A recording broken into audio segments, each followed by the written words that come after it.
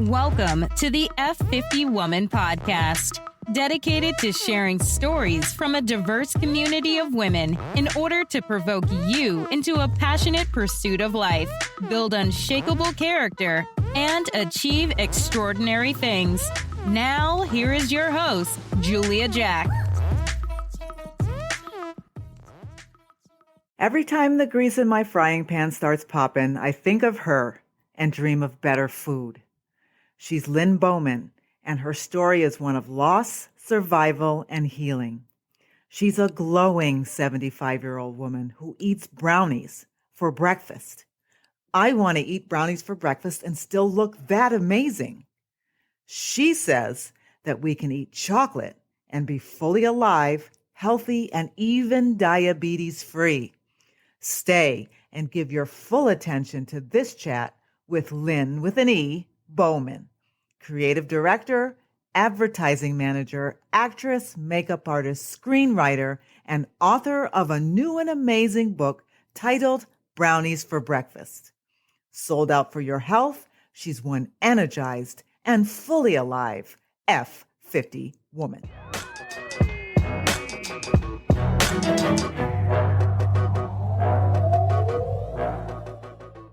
Hey, F50 women. Thank you so much for tuning in. Today, I am here with Lynne Bowman, and I'm so very excited for you to learn and hear about her and her story and what she's got to share with us.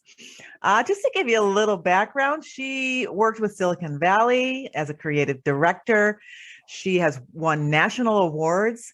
She was a creative director for E.J. Gallo Winery. She's was an advertising manager at Redken Laboratories. What else? She's worked with various other positions in agencies in San Jose, Los Angeles, and East Coast. She's been all over. She's worked as an actress, a makeup artist, a screenwriter, an illustrator. Her resume is wide and long, and some of you who are listening, maybe you already know who she is and you've seen her and heard her already. But those who haven't, I can't wait for you to learn more about her. Welcome. Thank you so much for being here. I will just say, just to give everybody, so those of you who have known her, those of you who don't know her, all of that I shared with you, she is doing something a little bit different now. It's the gift of diabetes. I don't know. I'm not going to say, Lynn, thank you for being here and welcome. Thank you. I am tickled to be here. So excited. And one of the things that COVID has meant for me, and I know a lot of you all, is I need to be at the table with women. I need to talk to my friends. And if you haven't already discovered it, I hope you will discover that that's where all the wisdom is. That's where all the really smart stuff is. Yes. Is, at the kitchen table with your girlfriends. Yes. What would we do if we didn't have our dear friends and new friends? A thing I absolutely love about women, like Julie and I were talking before we pressed the button, I already know I love you. It just takes seconds. We see each other, we reach out. That's what we're made for. That's what we do. And I don't know if this is visual or not, if we're doing video, but I have on my University of Nevada at Reno Wolfpack hat today. Okay. Because I have a grandson, 10 days old, who was born in Reno. So I hope you see the glow of a woman with her second grandchild. Thrilled. Wow, congratulations. Thank you. And it's a miracle. And I also want to connect with women who, like I experienced infertility. I didn't think I could have children. My daughter, youngest, is a medical. She had breast cancer and she's 43 years old and she just had her first baby. Yes. How exciting is this? And then another thing that was extremely exciting was watching my daughters support each other in this birth. It's such a special bond. And if you don't have blood sisters, go find the sister you need and become a sister. That's what we need. Sisterhood. It doesn't have to be, it doesn't have to be born. No. It could be built. It's to be built. And so when you mentioned diabetes, I think you're referring to my new book, which is called Brownies for Breakfast, a cookbook for diabetics and the people who love them. Before we get there, because you're getting ahead of me, sorry. which I love. It's no problem. I love it. But I'd love to know about you as a younger woman, just so we can understand how you got to this book, how you got to be where you are. So tell us about you. Oh, honey. We had overnight guests, and we just sat at the table talking about what it was like to be a 20-year-old. I mean, I graduated from high school in 1964. Okay. The world changed that year. Yeah. It changes. My mother died in 1964. Wow. And that's a thing that, as many of you know, affects your whole life. And so as an 18-year-old, I was at UCLA at the time, and I suddenly was free. My mother had been ill for a long time. Her early death, I think, has a lot to do with what I'm doing now, because I saw what chronic disease does to a family. I saw what losing a mother does to a family. I saw financially what chronic disease does to a family. Yeah. So I won't shut up about that. I mean, please don't. Yeah. It's, as a country, we should not be ruining families because of ill health. We should be supporting each other. Yes. Financially and health-wise. Yeah. So what I talk about is how to keep from becoming ill. And if you are ill, how to get better. Yeah. It sounds so stupid and simple, but as a country, we are poisoning ourselves, poisoning our children, and we kind of seem unaware that it's a decision that we make. Yes. You decide whether you're going to be healthy or not. In many cases, we can't fix what's wrong. You know, I'm not suggesting that everything is fixable, but something, and I give the statistics in the book and I talk about them, the statistics are not important, except that as a country, we are diabetics, we're obese, we're having a terrible epidemic, not only of COVID, but we have been building up to this epidemic with our children. Our children are sick. Yeah. They have plaque all through their veins. Yeah. They are eating crap. Yeah. We are eating more so than we did when we were younger. Well, and I have to say, having grown up in the 50s, our moms were all excited about being able to get packaged food. Yeah. You know, to go into the market and get food that had a wrap around it and so on. And they didn't have to make everything from scratch. And that was the beginning of the downhill slide of American health. Yeah. So, and then fast food came along. Okay. And then women became liberated thanks to people like me. Sometimes I'm sorry, but suddenly women are all working. I'm someone who raised 3 children as a single woman. And again, many of you all are in that situation or have been in that situation. And in my case, my next book is going to be All the Lies I Had to Tell. Oh, I love it. To get through this man's world. And I had a moment where I went, my children are not going to starve. We are not going to be destitute. I'm going to do what I need to do, which is that not kind of every woman at some point? Yeah, at some point. Absolutely. Yes. I had grown up in a nice little middle-class home in Southern California with a very nice family. I didn't even know that there were men out there who did those things. Like a lot of girls at that time and my age, it came as quite a shock. And in my late 20s, I married a man who was tall and good looking, and he'd been a Marine, and he wore a 3-piece suit, and he was a banker. But what I didn't realize was he had come back from the Vietnam War, changed his clothes on the plane, and become his other self. Okay. And so we quickly had 3 children. I was thrilled. Here I was having these babies. Yeah. And in a matter of 3 years, he unraveled. Yeah. He became violent. He was addicted. I knew that my children and I wouldn't live if I didn't find a way out. And I had no experience with alcoholism, with drug addiction, with any of this. I came from this, very kind of straight and narrow background. And I didn't know what to do. And it was my sister who said in a phone call one day, get out, Okay. get the kids, get what you can carry and get out. And so I did. I lied to him. I lied to a lot of people. We took what we could carry and got on a train in North Carolina and came across the country on a train. My kids sleeping on the floor, on newspaper. You can imagine the thoughts going through my head. I remember the scene of finally getting to Reno, Nevada, and then going up the hill on this train and reaching the top of the Sierras and looking down the spine of the Sierras, and some kid rode up on his pony and rode along the train. And I just thought, I'm going to make it. I'm home. Okay. I'm all right. I've got my kids. We'll be okay. So, lived in her driveway in a camping trailer. Again, many of us homeless. Yeah. Nothing except a sister who loved me. Wow. So you do what you need to do. I had been working at that point quite a bit as a copywriter and creative.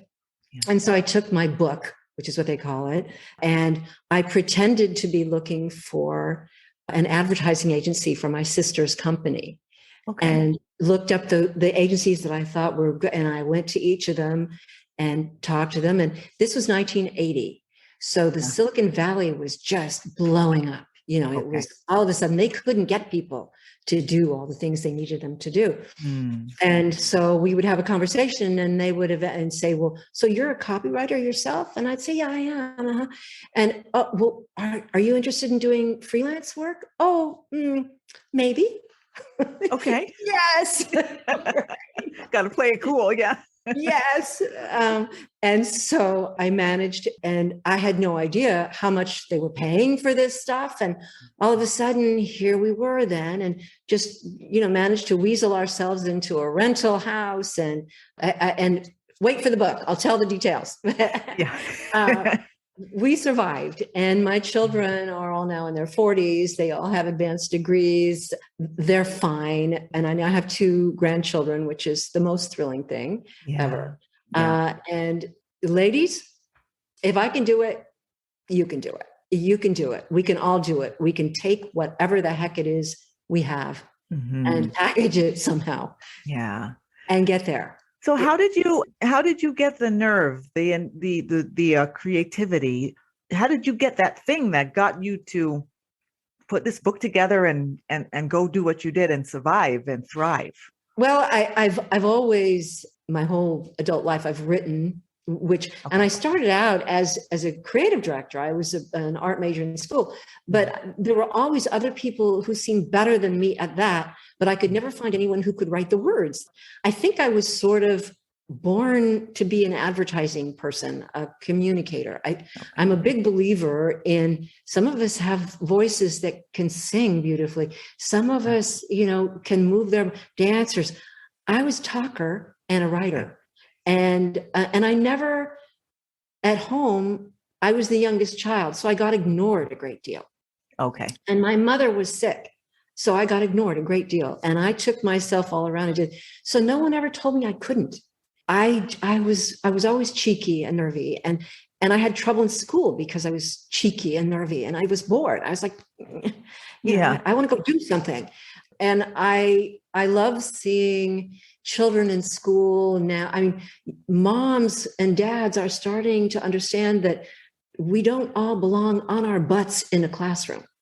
Yes. Yeah. That's not necessarily the way for everyone. Yeah. No. And I love working with my hands. I love making things and building buildings and designing rooms and all those things. And those are things that have a certain amount of classroom requirement, but they're things that you learn with your uncle, your granddad, your neighbor, your friends. And we have so splintered our communities so that we're not, and I talk in my book about, it's about food to a great extent, because I do think that that's key for all of us to start feeding ourselves with more thought than we give to our pets. You see people in the pet store, spending all kinds of money and time and concern with their German Shepherd. Yes, that And is their so kids are true. eating crap. Yeah. But it's also, Julie, about sitting down with your family, with your friends as a child. And as a child being required to pick up your dish and take it into the kitchen and to serve your friends and to pass the plate. And I see that being missing in a lot of families. Yeah. The kids going to Mandarin and they're going to martial arts and they're doing all these things. They don't know how to load a dishwasher. They don't know how to put plates on the table.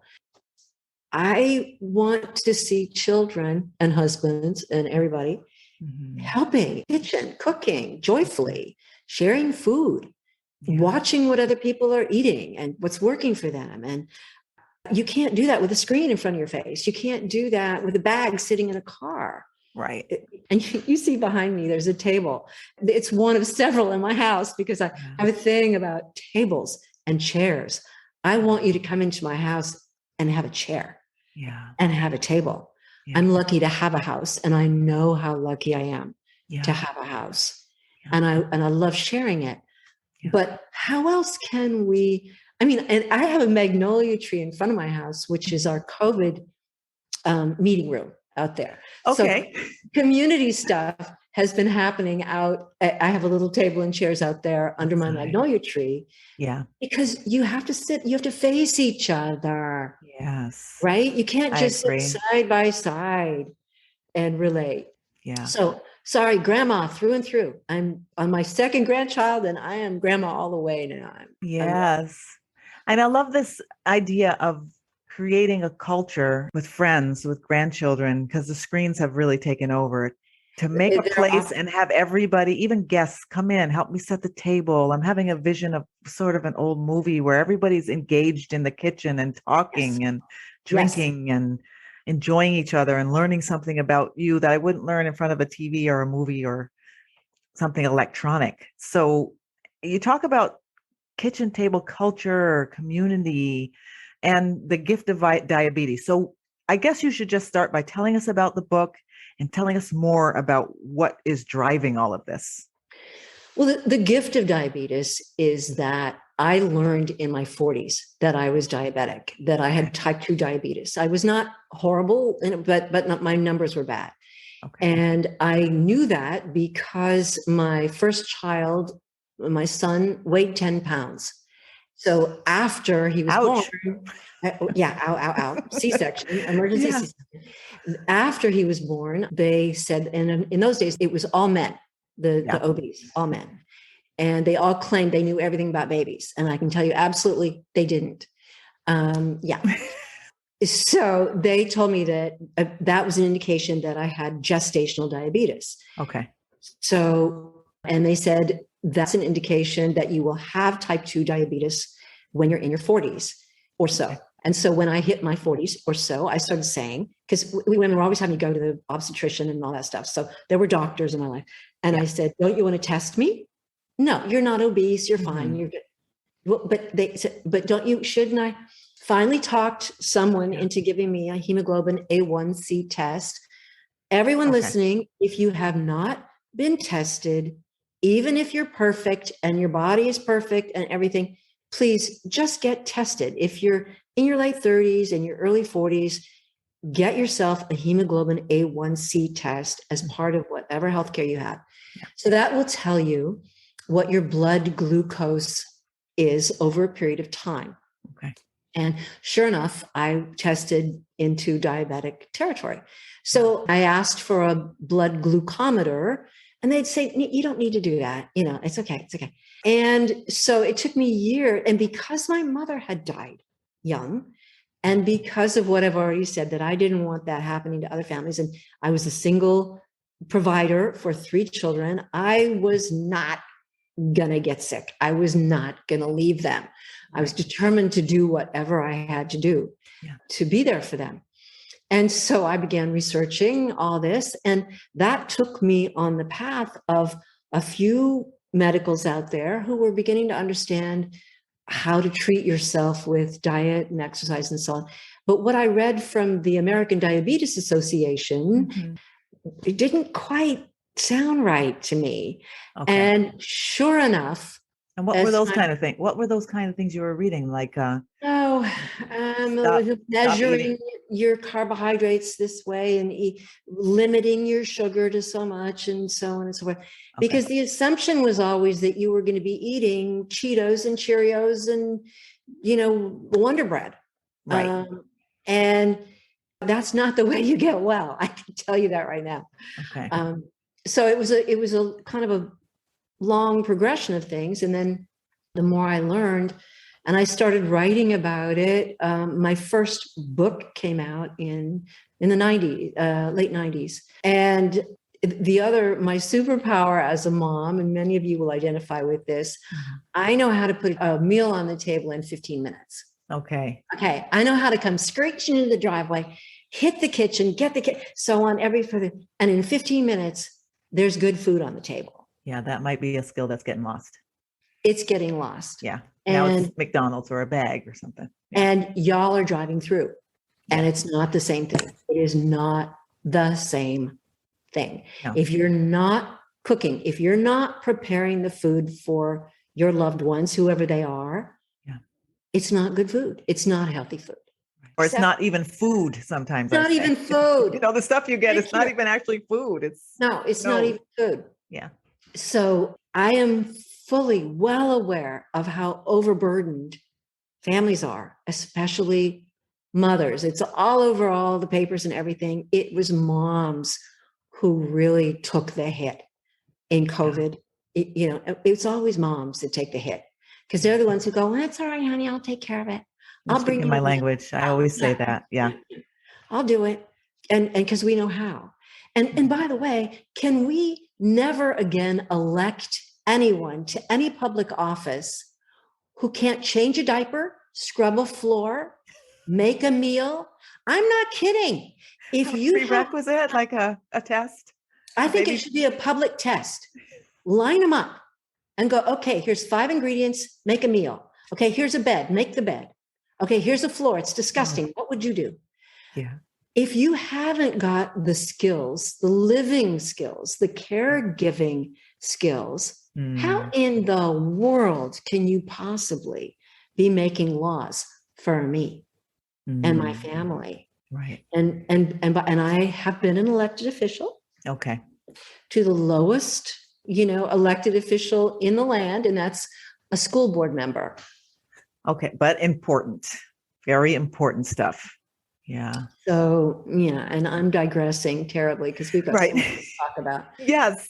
Yeah, we're talking about your book. So you found out you had type 2 diabetes. Yes. So how did you get from there to saying, I'm going to go out and I'm going to do something about this? We know the motivation with your mom, and we know that you really forced them to show you what your numbers were because you wanted to live.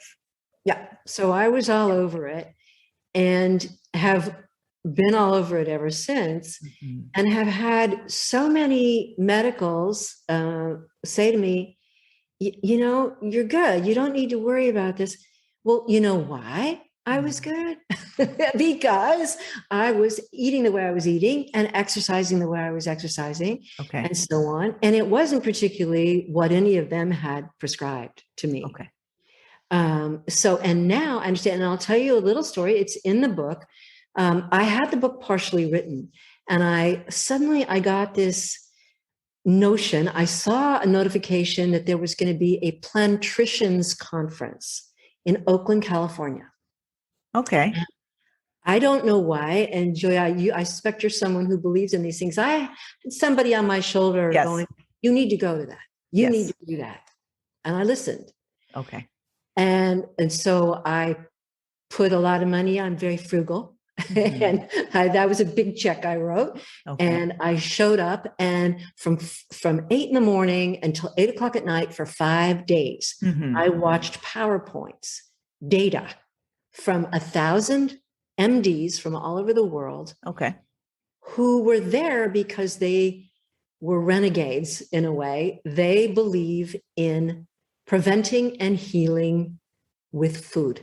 Yeah. Which is something that the American Medical Association doesn't talk about, right? So these courageous people got up on stage, and there some names that you might know. Dean Ornish has talked a long time about reversing heart disease. T. Colin Campbell, do you know his work or his book? Nope. Brilliant research. And so these were guys that I had read and followed and thought they're, I want more from them. And so here they were. I'm sitting at a little table and I'm watching them for the whole day.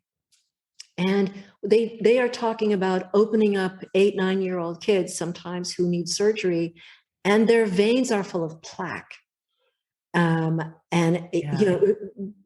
It would bring tears to your eyes. It's a real widespread, devastating problem. And they also talked about their success stories, healing people with food and lifestyle. And so it validated me in many ways, but then there was a new bit of information, huge revelation that I did not know, that changed my life and changed my book. And that was that I had always been told that it was about carbs. And most that's what we believe. Yeah. Well, I say in my family. Yeah. Right. And sugar. And I knew carbs that and sugar. Yeah. Right. And I had controlled my carbs. And the way I did that was eating a lot of meat and dairy. Yeah. And so here they were saying, guess what? The actual cause for the glucose in your blood not being able to get into your cells is that your cells are surrounded by animal fat because you have been eating. No, don't tell me that. I just finished eating some bacon. Honey? It's so hard. I always go back and forth between, should I just be vegan? Should I do keto? What should I do? I want to lose weight. I want to be healthy. And there's just so much. Okay. So, I got answers for you. Get my book. Please. A, it's in the book. And B, and by the way, the food at this Plantricians conference was not good. So I'm going, you guys are all talking about eating. Yeah, how ironic is that? And, y'all need a grandma to come in here and show you how to do the vegetables, because this is not how we do vegetables. Yeah. I'll be back, So I get in the car after this 5 days of having my mind blown, and my husband picked me up, the sweetheart, drove up to Oakland to get me. I get in the car and I said that thing that no man ever wants to hear. I said, guess what? Uh-oh. And he said, what? And I said, I'm a vegan now. And he said, there was a little pause. Yeah, I was going to say, there's probably some airspace. He's driving along. Yeah. And he said, okay, I'm in. Well, okay. Which also, ladies, if you don't have a man and you're looking for one, hold out, okay? Until you find that one that says, okay, I'm in. Yes. And I had just had my numbers done. So I knew what my hemoglobin A1C was and my other numbers. And I said, for 6 months, I am going to do this and I'm going to see. I'm going to be my own guinea pig and I'm going to just see. Okay. And I did. And he did. And it was very interesting. Several things happened. One, he was so pleased because his waist suddenly shrank. Yes. Right? He's like, I'm looking pretty good. Yeah. Good. And two, we had never eaten so well because all of a sudden I'm just doing all of these things to try and make our plates beautiful. And you're eating all this color. Yeah. And you're having all this spice and the textures. And when you take the brown and beige off your plate, you don't believe me, Julia, right now, but you will. You will be a convert. Yeah, help me out. Yeah. When you take the brown and beige out of your eating life, what happens? It's beautiful color on your plate. And as humans, as large primates, we actually respond to that very well. We love color in food. Yeah. And we want fragrance in food. Yeah. And no one out there probably is going to believe me when I say that arugula smells fabulous. I mean, when you go out and pull arugula out of your little garden or out of a pot and cut it, it's like perfume. It's wonderful. Try that with meat. It's not going to happen. Thing. Yeah. It's a different thing. And my kitchen is so much cleaner. My house is so much cleaner. There's the work in the kitchen ends up being easier. Yeah. So there are lots of reasons, but here's the big one. I went back and had my blood retested and everything in 6 months. And went to see my physician, who very patient, long suffering, who's been arguing with me, right, all these years. Right. And guess what? My hemoglobin A1C was down 3 points. Okay. And she said, Lynn, this just doesn't happen in women your age. Yeah. And if anyone doesn't know, I'm 75 now. I'm loving it, proud of it. And she said, and we wouldn't be able to tell for those who can't see unless she told you. Well, my message is, if you want to continue to make trouble for people, you got to eat right. You have to prepare. And I hope to be making trouble for people for a long time. And she was impressed. Yeah. And I so love that that's your focus. Girls, life gets so much better after 50. Yes. It's so much better. Yes. I am so much happier than I have ever been in my life. Yeah. And we eat very well. We just don't eat meat. This book that I did, I wanted it to be a kind of a transitional book for people who know they should be eating more vegetables. I make it easy. The recipes in there are things, my brownies for breakfast. My brownies are made from pumpkin and nut butter. No sugar, no oil, no flour. That's beautiful, because you know what? I love brownies. Who doesn't love a brownie? And I guarantee you that I could show up at any church supper anywhere. Yeah. Okay. And slap my brownies down and not tell anybody. And people will be coming to my table saying, oh, Lynn, your brownies are so good. Mm-hmm. Oh, really? There's no sugar in them. There's no oil. There's no flour. They're vegan. Definitely love you now. I'll tell you why, because every week, every Monday, I say to myself, it's not so bad to eat chocolate. Why can't I just have some chocolate in my life? Julia, you can have all the chocolate you want. Chocolate is good food. Okay. The trick is what you do with it. Other recipes in my book are donuts that you make in your oven. Okay. That are killer in the good way, right? Yes. Not killer in the bad way. Yeah, not in the heart-clogging way. Yeah. And I've said to a number of people, and I'll say it again, if you have a child or a 90-year-old that you're having trouble feeding, and you wave a pink donut with sprinkles in front of them, I promise you, they'll eat it. And what will they have just eaten? Pumpkin and nut butter and chickpea flour and all this good stuff. It's just knowing how to do it. And we don't fry them, you bake them, but that means you can do them at home in your oven. All you need is a donut pan, which you can get online or a store that sells cooking things. So your children are not going to complain when all of a sudden here's this plate of donuts on the table. Oh, goodness, no, they won't complain at all. Yeah. No. And it's especially great. If they're not green. Well, we do a matcha donut that's green, that's gorgeous, but that one is not my book. But I invite everybody to sign up on my website, lynnebowman.com. It's LYNNEBOWMAN. And I am putting out, I'm not great about doing my recipes regularly yet, but I try and get them out because I want you all eating this food. I want you to taste what fabulous, healthy food tastes like if you haven't tasted it. Okay. You are going to have to spend a little time in the kitchen, not a bunch, but somebody has to chop something once in a while. Right. And I have recipes for family folks where you can make like genius soup once a week. And then you do a twist on it Monday, another twist on it Tuesday, another twist on it Wednesday. You've got food for the week and it's all your veggies in there and lots of smoothie recipes. I want you all to know how to eat dark greens 3 times a day. You're horrified. I know you are. I am. I'm just shaking my head. Like, okay. Time to go. Okay. Time to hang up. Okay. No, I promise you with smoothies, you can hide all kinds of nutrition in a smoothie. Yeah. Your kids won't know it's there. Your senior, you won't even know it's there. Yeah. It's fantastic. You take out of your freezer frozen peas, frozen spinach, you toss them in there with some tofu and chocolate. Tofu in a blend, do you mean? Yes, in a smoothie. Oh, that's new. and it tastes like creamy. It's wonderful. Okay. So none of this is punishment. Right.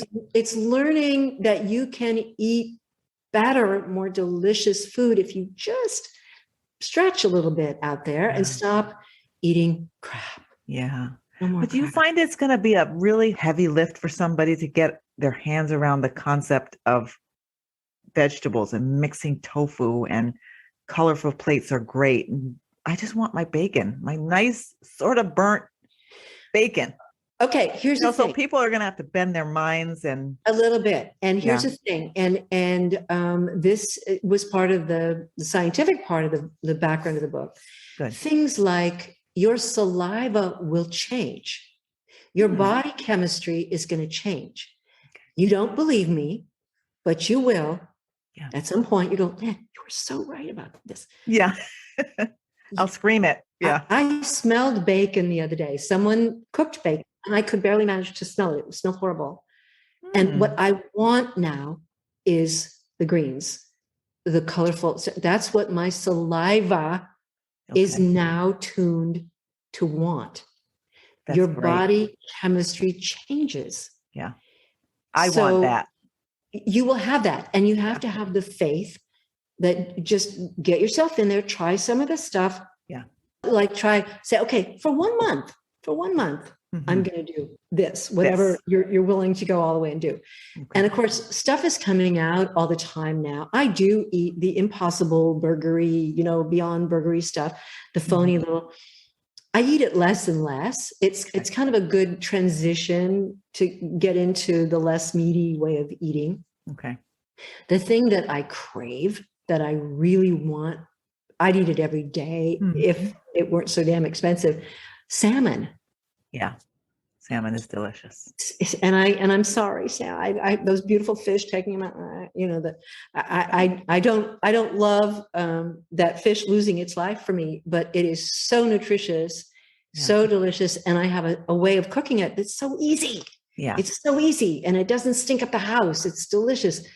You can do this, and the reason you will do this is because if you don't do this. Yeah. And we don't have an audience of men, but I love to say to them, you will lose erectile function, honey. Yeah. Is that okay with you? Yeah.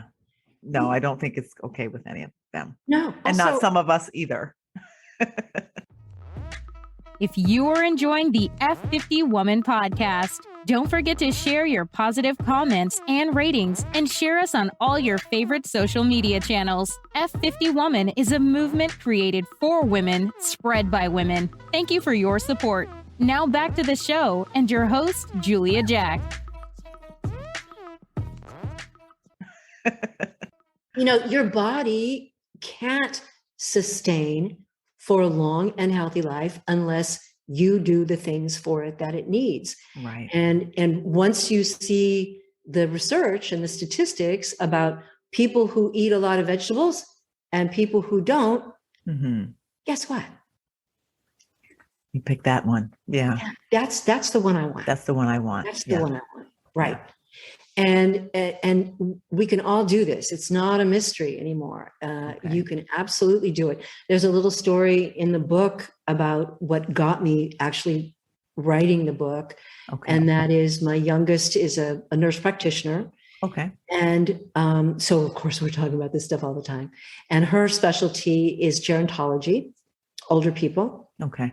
And she said, Ma, I treated a guy today. He came in and he was getting ready to have his leg amputated. No. And he was a vet, like their dad had been.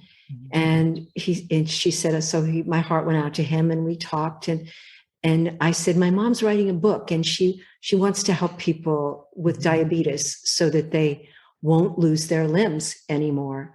Yes. And she said, he cried. He said, please ask her to write that book. I wish I'd had that book. Wow.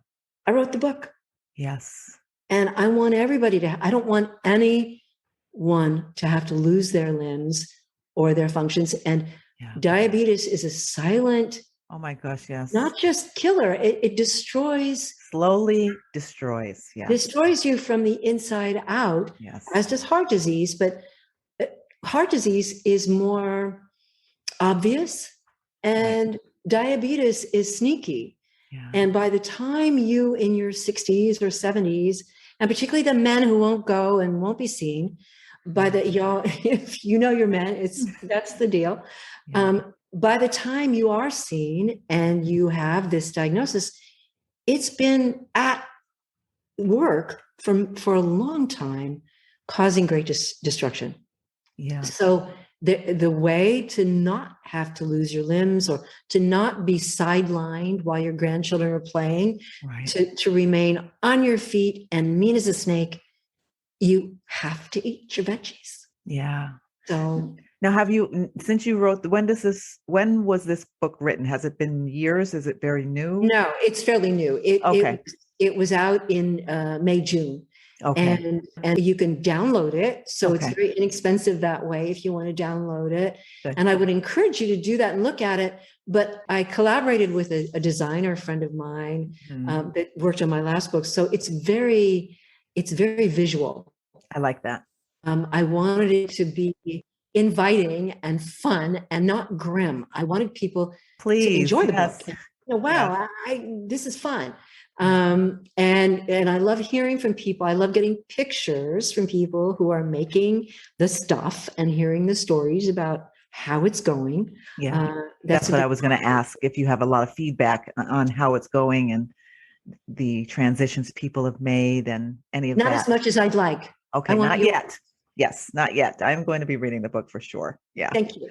Yeah, so do you need more tools when you eat this way and cook this way, or is it even? People are going to be worried about the money to do it, and I don't have the stuff. You're saving money. I am saving you money because you're not buying $15 a pound hamburger. Yeah. Right. I mean, meat has gone, and dairy products. And I haven't even started on dairy products. Don't get me started on dairy products. I don't want you eating any of them. Okay. None. Why? I have to get you started. Why not?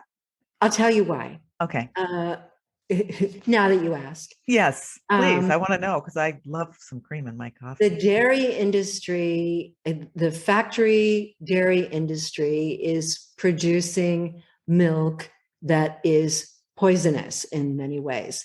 They're creating pollution that is horrible. The cows are treated miserably. They're full of hormones and chemicals. All those hormones and chemicals, whether they, you read the package, it's like, we love our cows. No, you don't. No. If you have a neighbor who has a cow whose name go ahead. Yeah. Drink the milk. But know that milk from that cow was designed by nature to make a tiny little calf become a 2,000-pound bull in a few weeks. So if you are not interested in becoming a 2,000-pound bull, I would suggest that there are other things that are much better for you. Yeah. I love cheese. Oh my gosh, do I love cheese? Me too. And the thing that I cheat, we all have things. Yes, we do. A truly beautiful cheese where I know the women who are making the cheese and I know the goats and so on. I'll have that.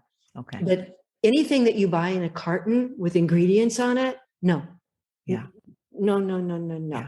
When you don't eat that, you are not only saving your family, yourself, you are a friend of the earth because those factory farms, and if you're not an activist about anything yet, please understand that what you buy and eat has a huge effect. If you don't know about the horrible pollution from the bacon, from the pork. Yeah, we just don't pay attention to that. Yeah, we just go to the grocery store. It's really an awful story. And the way to fix it is to not buy those things. Yeah. And they will feel it and they will change. So, yeah. And even if we have to have less of healthy is better than an abundance of poison. Well, but what I'm trying to get people to understand is if you come to my house, I guarantee you will not go away hungry. And you will not go away thinking, she can't cook, food's not good. I mean, I am a lazy cook. I'm not the greatest cook in the world, but I can take some fava beans that we grew right here on the hill, bring them into the kitchen, and in 20 minutes, you will have a meal that you'll go, oh my gosh.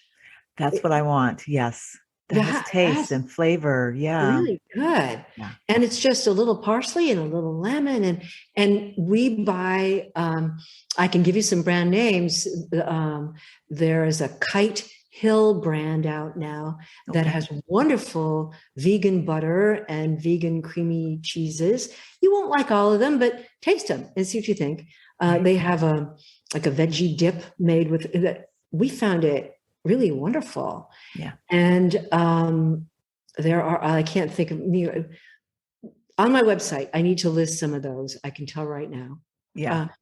But you will not give up. Figure out what to choose. Yeah. The thing about the vegan butters is, okay, everybody in the room who has had truly fresh butter, raise your hand.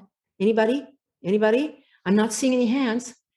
If you have ever tasted really fresh butter from a sweet cow, who you know, the vegan butter tastes more like that than the packaged butters that you buy at the grocery store in the refrigerator. Okay. The vegan butters taste better. The butter that you buy in the grocery store is not fresh. It can't be fresh. They can't get it out there fast enough to have really fresh. Yeah. And I love good butter and have spent some time in France and, have eaten my share of very fatty things, butter-laden things. Who doesn't love the taste of butter, but really fresh butter? Yeah. Oh my gosh. Yeah. Try the vegan butters. They're great. They're really good. Okay.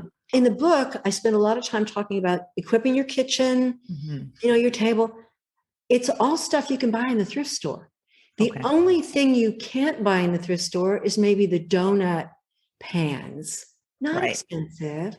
Yeah. But you know what? One trip to Starbucks, guarantee you could have skipped that and bought yourself some donut pans. Right. Yeah. And I want you to buy the donut pans. Yes. And I also tell stories about Starbucks and Pete's, the coffee places. I tend to be the only person in there ever who's buying black coffee.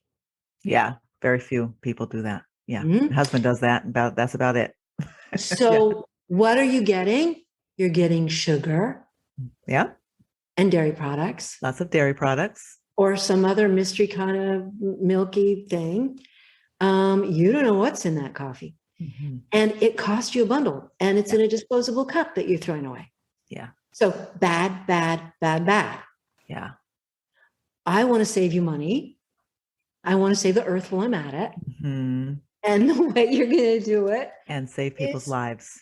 And save people's lives. And, hello, win, right? Yes. Yeah. So all I'm asking you to do is spend a little more time in the kitchen. Yeah. And not drive through. Anyway, we can't afford gas anymore to drive through. So right. Yeah. We'll save you the gas too. Yeah. So what would you say about raw vegan versus the vegan you're talking about? Is one better than the other? Should it just go completely raw and forget about all the... Do you want to never have a bowl of my soup? Do you want to never... please stop. I live in New England, so hot stuff is good, especially this time of year. Yeah. And soup, by the way, and I have a number of soup recipes in the book because Americans don't eat soup. But guess what? It's the most wonderful thing you can do for your body in a way. I love soup, yeah. And there are a lot of vegetables that are more nutritious cooked than they are raw. Yeah. So if you want to eat raw, I'm not going to argue with you. Right. Go ahead. At least you're not chomping on a raw lamb leg. You're eating fruits and vegetables. Well, they're, I don't know. Anyway, yeah. But I'm not, I love some raw foods, but I really love a good soup and I really love pumpkin bread. And that's what I was going to ask. Are there any bread recipes? Is it sort of a vegetable substitute that looks like bread, or do we get any bread? in the book, I talk about in fact, a very nice picture because it's a beautiful loaf of bread. It's a sourdough walnut bread that I buy from a San Francisco bakery that's famous for their bread. And in limited quantities, I will have a piece of that. And it's full of walnuts, and it is sourdough, which is fermented. And also locally here, we can buy bread like that that's made with wheat that's grown here from real wheat seeds, not sort of the ones that they redesigned and re-engineered to be more productive or something. Okay. Where that wheat comes from matters. And so I won't eat any white bread or any, sort of overprocessed. And then there's a bakery in Santa Cruz that I talk about so wherever you are, right, if you have some gal that's making really great bread from good ingredients, support them, go buy it and eat bread. Not too much, just not too much. Right. Where Americans go wrong is they eat bread and meat 3 times, 4 times a day. And a little snack at night when you're hungry. Okay, you brought that up. Let's talk for a minute. I talk a lot. Ayurveda is a thing that I've been learning about for a number of years. And one of the things I learned from that I'm now seeing in the medical literature is that you need to eat when your body is on fire, when your body is warmed up, when your body is ready to digest. And that's the middle of the day. So from 10 in the morning until 4 in the afternoon, roughly, right, is when you're really cooking. And your body's cooking, and then you can digest anything, and it's great, and you can eat anything. Yeah. But then you have to do what hardly any of us do, which is stop at 4, or maybe at 4 o'clock. Okay. Yeah, I hear you. I believe, but goodness. And what that's going to do is a couple things. Yeah. One, if you don't want to lose any weight, don't do this because you're likely to lose some weight. Okay. 2, your sleep will improve dramatically. Oh yeah, I need that. We all need that. Yeah. And the reason is because your body can only do so many things at one time. I mean, our bodies are brilliant. They're an amazing design. Yeah. But your body doesn't want to be digesting all night. It wants to be done. It wants to get that job done because guess what it does at night? It rests. Partly. Something even more important, it heals. The only time your body can really heal, cellular healing, is when you're in deep sleep. Everything else gets shut off and your body goes, okay, all the little secret cells and everything go, okay, pull out the stuff and we're going to heal you. If you've got a hamburger in there or some chips or 3 beers, it can't do what it needs to do to get those bumps on your skin and get the muscles and to do the healing. You know what, Lynn, I've heard a lot of things about your body, about sleep, about health, about eating, but I don't know if I've ever heard that when you're sleeping, your body is healing. That really changes everything, at least for me, because I'm thinking I'm doing myself a disservice. I'm not getting good rest. And then no wonder everything's starting to break down and fall apart because I'm always full. And ladies out there, we are all doing too much. We are all stressed. Yes. And it's stress that's really the enemy. Stress is causing you to eat crazy and so if I can send a couple of things home with you, the most important things are these. You have to sleep. You must sleep. You must do what you need to do to sleep. So put your electronics away. Yes. Okay. No TV right before bedtime. Have a set bedtime. Do what you would do if you had a child. Yes. That you were caring for, that you wanted to be healthy and grow up. Do that love of yourself. And so put everything away. Make sleep a ritual. Make your room very dark, cool, and as quiet as you can get it. Those are not easy things for everybody. You'll have to work at it. So if there's little red beeping lights anywhere, cover them up, turn them off. Yeah. A heavy blanket. And you can see my jammies, my hoodie, right? And so your sleep should be number one. It should be holy for you. Yeah. That is the time when you let yourself go for the universe to take care. Wow. And the universe will take care if you open the doors for that sleep to occur. Yeah. Because all this magic that goes on in your cells cannot go on if you've got a belly full of crap that it's trying to take care of. Yeah. You have to make it possible. So sleep and don't eat too late. Got it? Yeah. Yes. And people now are talking about intermittent fasting.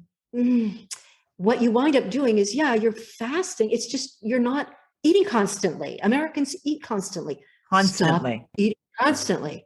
I'm one of those. Yes. Okay. And the problem is that the more you eat, the more you want to eat. And then if you take the sugar makes you want more sugar. So it's like you, Julia, you're done with sugar. I mean, done. You're going to eat all the chocolate you want. You're going to have all the vegetables you want. You're going to have good whole grains. Yeah. Not a problem. Yeah. You're going to cool it on the potatoes. Okay. I don't mind that. Yeah. I can get rid of those. All right. Yeah. But it's all in the book. And I guarantee you will have a full belly. You will get up from the table going, wow, that was really food. Yeah. I'm looking forward to that. Yeah. And you'll be fine. But what you do find is you're not going to be able to get any of this driving through. Yeah. You have to prepare it. There are some food delivery services now that, will bring you some pretty good stuff. And I'm kind of watching how those are going with people. And if you're desperate and you need help, again, ladies, we do too much. We do everything. That's what I was going to say. I was going to add that in. It's almost like it's a badge of honor that we're so busy, that I'm so busy. I am doing so many things. Can we fix that, please? Yes, we need to, because we're killing ourselves. Worse than killing ourselves. Killing yourself means falling over and then you're in another dimension. Right. How about not torturing your family? How about not becoming a burden to everyone around you? Yeah. How about not being in pain? How about I want all of those things. I want all of those things for all of us. Yes. Yes. And girls, another thing that's fabulous about my life is that I have a little gym that's a neighborhood gym, a group. These women are all friends because we all work out together. And 3 days a week, I am doing Pilates and TRX with darling friends for an hour. Yeah. And I walk out of there feeling great. Yeah. I mean, even if you get up in the morning, you think, I just can't. Yeah. And fine for me to say, because I don't have a 9 to 5 of any kind anymore. But if you do have a 9 to 5, you need to find a way to move your buns.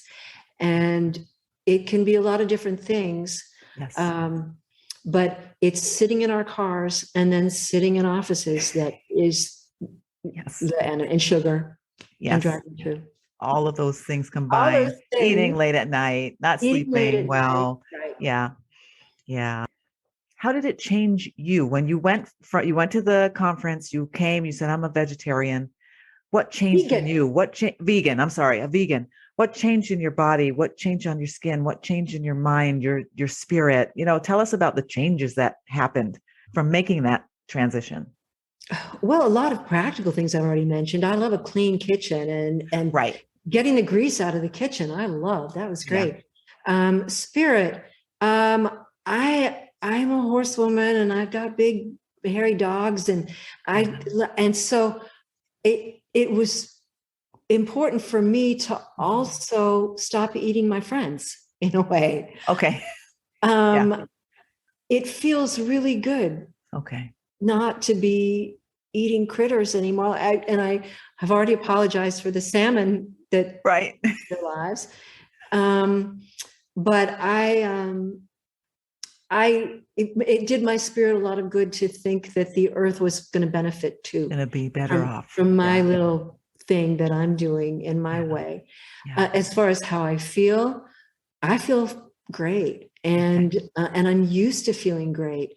Okay. Like a lot of folks who aren't 21 anymore, I wish I had more energy. Yeah. You know, by 4:00 this afternoon, right? A lot of my ambition will have washed away. Right. But and I love to say to people, look at me. You look fabulous. Well, that's why I was asking, because you're clear and you're bright and your eyes are bright and alive. And I'm thinking, you're what? You're 70 what? I want women to look at me and go, I'll have what she's having. Yes. Right? I work my buns off, girls. I was that person who was too busy, who did too much, who was crazy trying to satisfy everyone. And I still have that thing, just like many of you, most of you do. Mm-hmm. But I do take care of myself. I sleep. I eat beautifully. What happens too is you just stop needing as much. Yeah. You know, sugar is more addictive than heroin. Absolutely it is. Oh, yes. Yeah, take my sugar from me. I mean, what am I going to do? Pizza is addictive. It's a highly addictive food. When you stop eating addictive foods, and which brings us to a whole other thing, how those foods are engineered so that you want more. Yeah. You're aware of this? Yes, I am. Yes, I can feel it. And I can't stop it, but I can, and I will. Right. And in the book, I talk about how to read a nutrition label and a lot of the research behind all of that. Okay. But what happens is you stop being food dependent. And I'm an old lady and I'm a diabetic.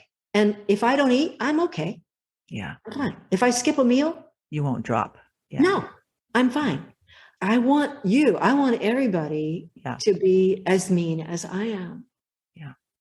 I want y'all to. My son spent time in Russia, and when he came back, he started calling me babushka.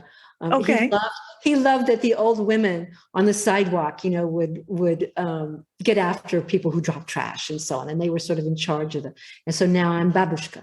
I'm telling you, I want you to be happy and healthy, and I don't want you to litter either. Yeah.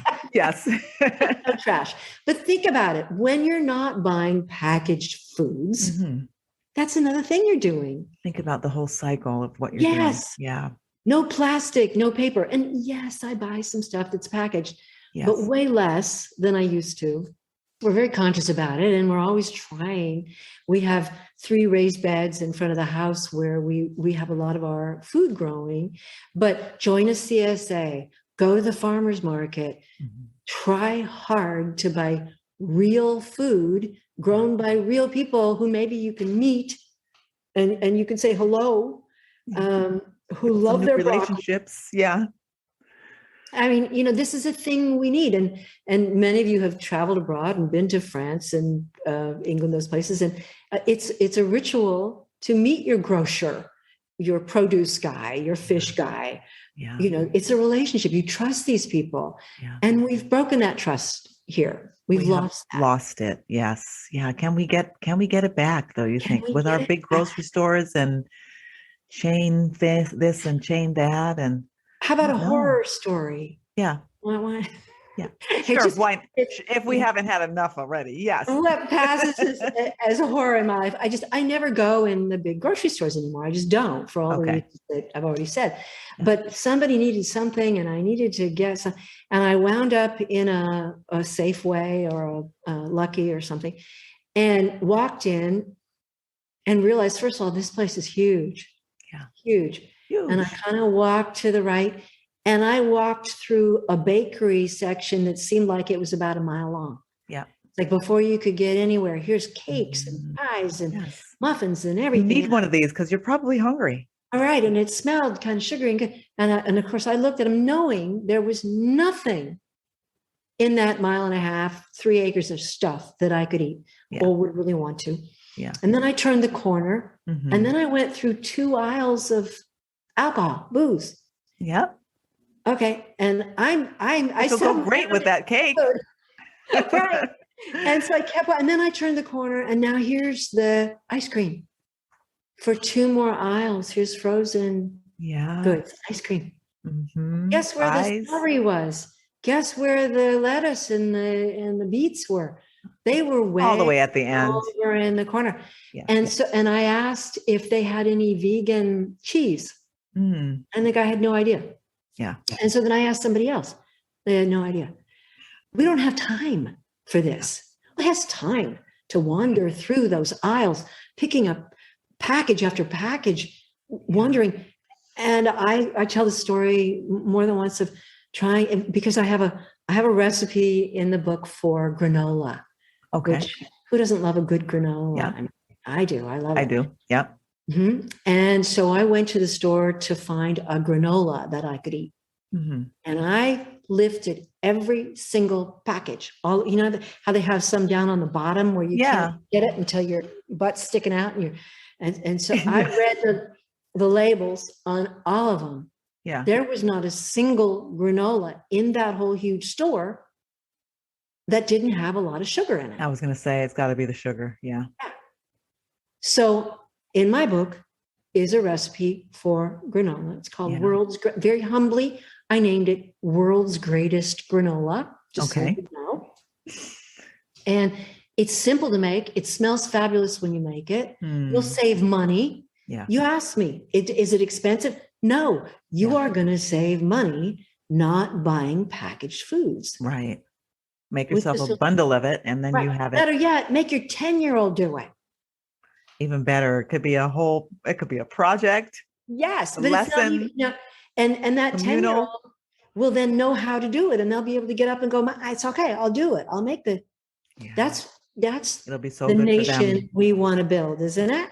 Yes. Kids who have some competence at home, and kids who understand what they're eating. Understanding their food. Yes. Kids who understand where good health comes from. Yeah. Good health is not that overblown football player with the pumped up with the, making $5 million. That's not good health. Right. And yet that's what we're asking our kids to worship. Yeah. That bothers me. I have nothing against pro athletes. I have had some friends, let's say, who were pro athletes, and I loved them dearly. But if you want to teach your children love and life, do it at the table. Yeah. Yeah. No phones. This is really interesting. As you're talking, I'm thinking we have taken the table out of our home. It's almost like you just take the piece of furniture and just put it outside. People What's the point of it? Don't have tables in their homes. Yeah. So much. Yeah. And get the bag, sit on the couch, turn something on, and let's people don't have any idea how to set a table. And I'm not talking about kids. I more than once have had fully grown women in my house who've confessed to me that they're not comfortable setting a table. They don't feel like they know how to set a table. Yeah. And there's this idea that it needs to be just so, in the forks. No, but you need to feel comfortable and happy opening your home and your table to your friends and your loved ones. Yeah. So do you think that those basics of being a woman, now, I don't know if you think these are women tasks, but let's just humor me for a minute. So those basics of being, I'll put it out there.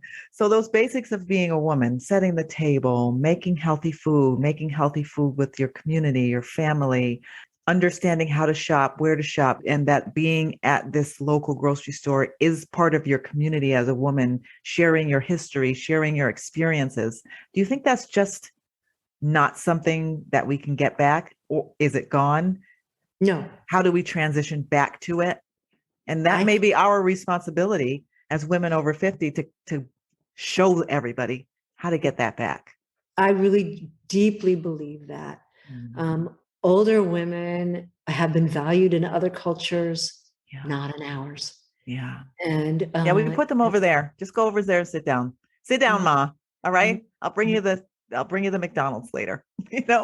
Sort of that. But what we have now, I think, is a generation, and I'm a boomer, right? I mean, I was born in 1946, and so I was on the cusp. I was on the very early end of women who ultimately worked with men in an executive capacity. I was very often the only woman in the room. Mm-hmm. But so now we have a couple of generations of women who have been out there duking it out with the guys, who weren't at home. They were at home and at work doing all of that. And by the way, my husband cooks, he helps, he cleans, and I don't have a beef about it. Yeah. But I see this huge divide happening because men weren't taught, weren't trained. I will also say that my son can clean, cook, take care of kids with the best of them, and I'm proud of that. Yes. And he also spent time with a very tough old Korean master in a dojo who had the guys down on their hands and knees cleaning the floor. Right. It's something that we don't have enough of in our culture. I believe so. I think before you play baseball and before you do, that you need to clean the floor. Yeah. That you need to wash your uniform. Yeah. And I've said to so many women, I do, well, before COVID, I did workshops and things at women's expos. Love doing that with women because I find myself saying to them, you are not the servant. You are the teacher. Yes. Yes. Your job is to teach everyone who is in your house, in your influence, so that when they leave you, they have the skills they need to survive. Such an important position. And I feel like, at least from my small sphere, that is something that you're almost trying to push away. Because you don't see it as a teacher, you see it as a subservient sort of maid servant. I want to be boss lady too. So why don't you do it? But it's such an important role because, like you said, you're teaching and sending. That's what you're putting into the world. To me, there's a holiness about home. Yeah. About beautiful space, clean space, clear space. Yeah. If you want to do good out in the world, if you want to bring beauty to the world, if you want to bring understanding, start at your kitchen table. Yeah. You goddesses out there, you wonderful women who do all this, do it with your men, of course, but take responsibility for not being the servant, for being the teacher. Yeah. It's harder. It is harder to teach than to just do. Yeah. But it's more valuable to teach than to just do. It's more valuable. Like that fish, give them a fish for a day, kind of fish, teach them how to fish idea. Yeah. I love that. I have been inspired because I have not seen it that way. I will just be honest. Well, those of us who are multiple moms, those of us, especially in my case, it was just me. You have so much that you have to do. Yeah. But I couldn't have done it had I not trained my kids to help. Yes. They had to be responsible for all their own stuff, their school stuff, their backpacks, their everything. Yeah. They knew better than to just come to me and have me fix things because I didn't have time. I couldn't do it. Yeah. So I talk about my gift of diabetes. I guess my kids could talk about the gift of not being over-mommed. Yes. Yes. Because it was just like, no, you do it. You take care of it. Yeah. I'll teach you how, but then you have to do it. Yeah. And I see that as a big problem. I mean, we could go on and on. I hope we will. Yeah. I hope we can talk again. This is so fun for me to think that people are listening that I don't know, that I can't see, but y'all are out there somewhere. And they need to hear this, really need to hear it. Because I know there are a lot of people struggling and hurting. And how do I balance? And how do I stay alive? And why am I so tired? And why am I so sick? And how do we get rid of this diabetes thing that's spreading like a virus? It really was. All of a sudden, I mean, people I knew, I've got diabetes. I was like, what is that? So, and it can be so lonely. Yeah. So lonely. And I have clear memories of literally looking from the outside into a window and seeing lights and seeing a family and going, will we ever be safe, and so on. And yes, the answer is yes, we were, and we are. And for anyone out there who is feeling that, that's the message. You can be, you will be.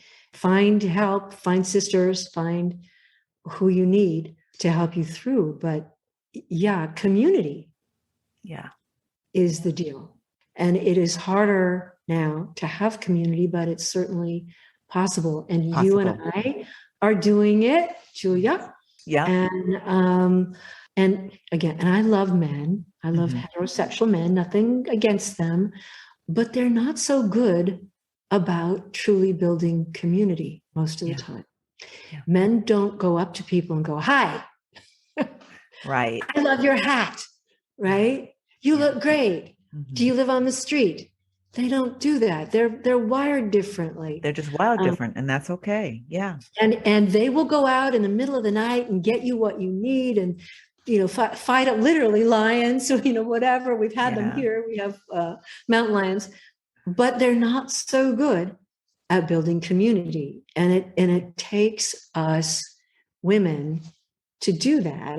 And that's why I'm so excited, many of us are, about now having women elected to public office in the numbers that they have never been, women of color doing all this great stuff, being recognized. Whatever made people think that by excluding an entire sex, not to mention ethnic groups and so on, that it would be better? No, it's just not. Yeah. It's way better. Hopefully it's like the food. When you have more texture, more color, more intelligence, more wisdom of different kinds coming together, you got good stuff. Yeah. And we're starting to see that, but oh man, do we have work to do? We have work to do. So much work to do. Yeah, we have work to do. It's almost like balls juggling up in the air. We just gotta stop dropping them. I don't know if that's a good analogy, but we'll think about that. I don't know. That might not be a good one. But eating well. Yeah. And eating happily and having people around your table laughing and telling stories is the best. I think this has been great because it's almost like the nucleus of it all, I think so. Taking care of yourself and then having a community around you that you're helping to do the same. And then, like you said, you're teaching, you're training, and then you're sending your army out, so to speak. There's a humility in it that I really like. I mean, as women, especially all over the world, we're all thinking so many of the same things, different languages. Yeah. And there are different ways of being around with your children and so on, but we're all in it for the same reason. We are. We want community. We want kids, whether they're ours or our grandchildren or someone else's children. We want them to be fed and warm and happy and grow up healthy. And that is not going to happen if we let the men do that. Okay. Yes. So tell us where everybody can reach you when this podcast is done. How do we get in touch with you? Your website, your email, or whatever you want to give everybody. Thank you. LynneBowman.com, LYNNEBOWMAN.com. Look me up, Google me, find Brownies for Breakfast. Yes. That's the name of the book on Amazon. Or if you have an independent bookseller that you like, you will help me if you go in and say, I want that fabulous book, Brownies for Breakfast. And your independent bookseller can buy it where they buy books wholesale. So it would be great if they would get it for you, order it to have in their stores. I don't necessarily want everyone buying it on Amazon. I mean, it's there. You can do it.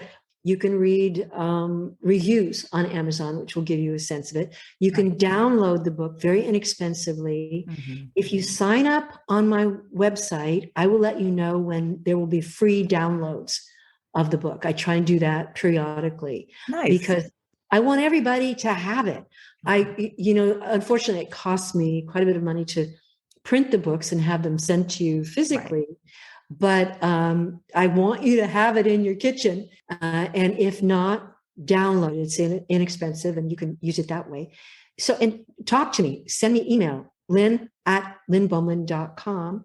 Love to hear from people. Love to get questions about how do I do this? How do I make my, how does it's all great conversation. Yeah. And tell me what you think. I'd love for you to have the book in your hands and YouTube. Yeah. Got YouTube's out there. Instagram. Yeah. Okay. On Instagram, on Facebook. So, and my author name is Lynne Parmiter Bowman. Kind of hard to, it's LYNNE PARMITER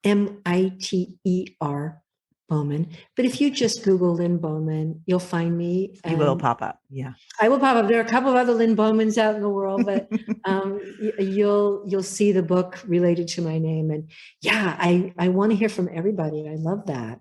Nice. It's so fun doing these podcasts. Yes, it is so much fun. I am learning so much. The great thing about it is the things you're looking for and aching for, we just got it. I mean, we just got it. You got the answer. I've been grappling with this whole idea for a while, so I love it. Thank you so much. I am going to get the book. Oh, thank you. And definitely. Let's do this again anytime you want. I am absolutely available to do this. My favorite thing to do. And as long as I have time to get up in the morning and stumble into my studio, because we're on opposite coasts. Right. Yes. But that's all right. I mean, how cool that we're now friends. Yes. Thank you so much for connecting with me. And thank you. I love this. So yeah, we'll definitely do it again. I think you have a lot to share with the women, and let's do live events when we can. Can we do that?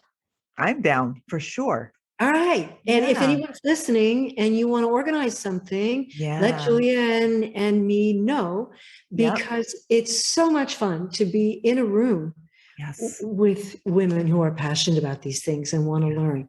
I'm all for it. Let's do it. Yes. Yeah. And we're never too old, and we're not done till we're done. Thank you so much, Lynn. Until next time. Till next time. You've been listening to the F50 Woman Podcast. Join the F50 Woman movement and this diverse group of voices to help change the world one woman at a time. Why should you join at your age? Because we're not done yet.